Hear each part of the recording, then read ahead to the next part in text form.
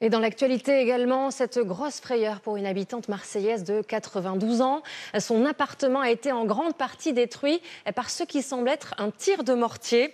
La déflagration a été entendue à plusieurs kilomètres de là. Heureusement, elle n'est pas blessée, mais reste en état de choc forcément. On ignore si c'est accidentel ou volontaire.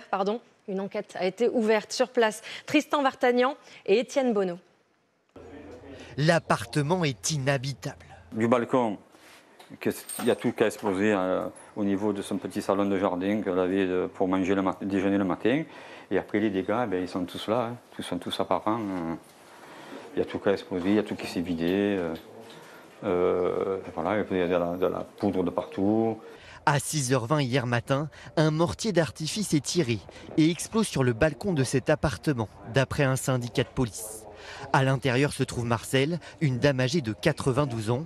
Heureusement, elle se trouvait derrière une armoire au moment de la déflagration. Et d'après les dires de la police, ça serait peut-être ce meuble, puisqu'elle se trouvait là, que ça amortit son onde de choc sur son corps. La détonation a été entendue dans tout le quartier. J'ai fait un bond comme ça dans le lit parce que ça a tapé vraiment très très fort. On dirait que le bâtiment il est tombé, comme un tremblement de terre. Un acte inhabituel dans ce quartier calme de Marseille. Il y a 30 ans que j'habite là. J'ai jamais eu de problème. Marcel a été prise en charge à l'hôpital. Elle n'a pas été blessée, mais elle reste très choquée. Elle a mal de partout, elle est fatiguée, elle est âgée. Elle se demande ce qui lui est arrivé. Que s'est-il passé? La vieille dame était-elle visée? Ou est-ce un acte involontaire? Une enquête a été ouverte. On sait que si on envoie quelque chose comme ça sur un balcon, on peut tuer des gens. Donc voilà, c'est un acte criminel. 24 heures après l'explosion, je viens pour votre compagnie.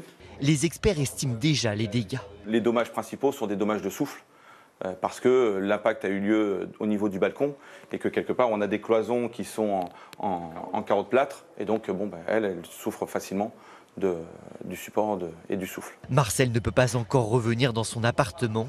Elle a été recueillie chez ses enfants le temps des travaux.